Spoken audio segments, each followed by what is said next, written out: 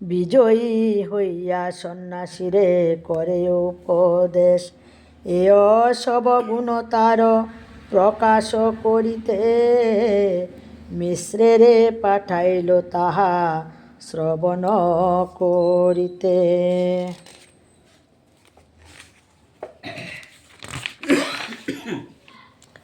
ভক্তের গুণ প্রকাশিতে গৌর ভালো জানে, নানা ভঙ্গে প্রকাশী গুণ নিজ লাভ মানে। আরও এক স্বভাব গৌরের শুন ভক্তগণ, ঐশ্বর্য স্বভাব গুণ করে প্রকটন।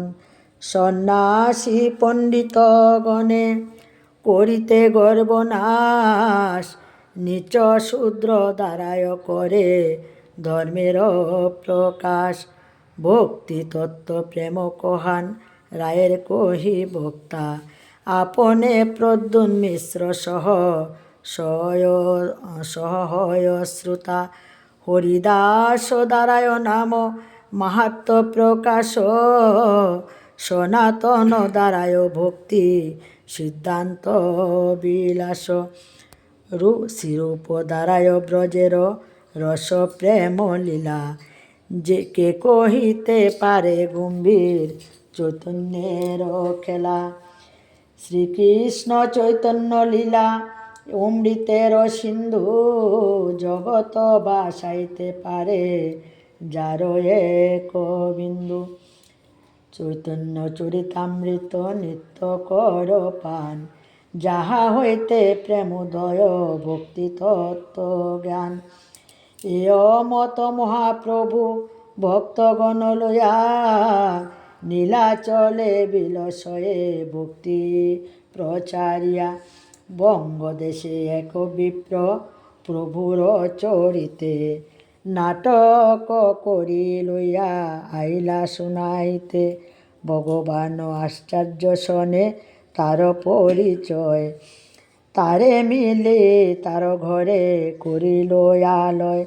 প্রথমে নাকটতিহ তারে শুনাইল, তার অঙ্গে অনেক বৈষ্ণব নাটক শুনিল। সভেয় প্রশংসে নাটক পরময় উত্তম, মহাপ্রভুকে শুনাইতে সভার হইল মন। গীত শ্লোক গ্রন্থ কিবা যেয় করি আনে, প্রথমে শুনায় সেয় স্বরূপের স্থানে। স্বরূপ ঠাই উত্তরে যদি লয় তার মন, তবে মহাপ্রভুর ঠাই করায় শ্রবণ। রসাবাস হয় যদি সিদ্ধান্ত বিরোধ, সহিতে না পারে প্রভু মনে হয় ক্রোধ। অতএব প্রভু আগে কিছু নাহি শুনে, এয় মর্যাদা প্রভু করিয়াছে আপনে। স্বরূপের ঠাই আশ্চর্য কইল নিবেদন, এক বিপ্র প্রভুর নাটক করিয়াছে উত্তম। আদৌ তুমি শুনো যদি তোমার মনের মানে, পাছে তবে মহাপ্রভুকে করাবে শ্রবণে। স্বরূপ কহে তুমি গোপ পরময় উদার, যে সে শাস্ত্র শুনিবে ইচ্ছা উপজে তোমার। যত্রা তত্রা করিব বাক্য হয় রসাভাস, সিদ্ধান্ত বিরুদ্ধ শুনিতে না হয় উল্লাস। রসাভাস এয় বিচার নাহি যার, ভক্তি সিদ্ধান্ত সিন্ধু নাহি দেখে পার। ব্যাকরণ নাহি জানে, না জানে অলঙ্কার, নাটকালঙ্কার জ্ঞান নাহি কো যাহার। কৃষ্ণ লীলা বর্ণিতে না জানে সে ছাড়, বিশেষে দুর্গম এয় চৈতন্য বিহার। কৃষ্ণ লীলা গৌরলীলা সে করে বর্ণন, গৌরপাদ পদ্ম যার হয় প্রাণধন। গ্রাম্য করিব কবিত্ব শুনিতে হয় দুঃখ, বিদগ্ধ আত্মীয় বাক্য শুনিতে হয় সুখ। রূপ জয়ছে দুয় নাটক করিয়াছে আরম্ভ, শুনিতে আনন্দ বারে যার মুখ বন্ধ। ভগবান আশ্চর্য কহে শুনো একবার, তুমি শুনিলে ভালো মন্দ জানিবে বিচার। দুই ও চারি দিন আশ্চর্য আগ্রহ করিল, তার আগ্রহে স্বরূপে শুনিতে ইচ্ছা হইল। সভা লইয়া স্বরূপ গোসাই শুনিতে বসিলা, তবে সে কবি নান্দে শ্লোক পড়িলা।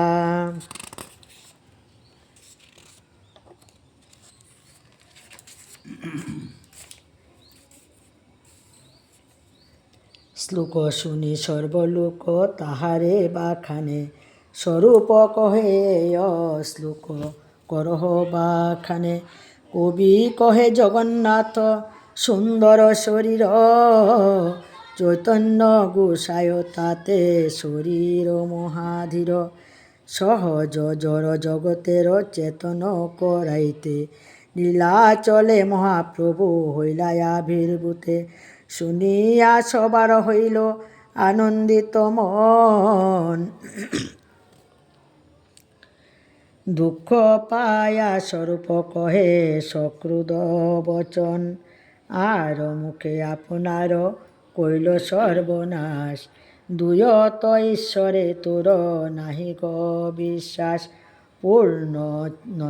পূর্ণানন্দ চিত্তস্বরূপ জগন্নাথ রায়, তার কইলা জড় নশ্বর প্রাকৃত কায়। পূর্ণ শৈরেশ্বর্য চৈতন্য স্বয়ং ভগবান, তারে কইলে ক্ষুদ্র জীব স্ফুলিঙ্গ সমান। দুই ঠায় অপরাধে পাইবে দুর্গতি, তো অততত্র অতত্ত্বজ্ঞ তত্ত্ববর্ণে তার এই রীতি। আর এক কহিয়াছ পরম প্রমাদ, দেহ দেহি বেদ ঈশ্বরে কইল অপরাধ। ঈশ্বরের নাহি প্রভু দেহ দেহি বেদ, স্বরূপ দেহ চিদানন্দ নাহি কবি বেদ।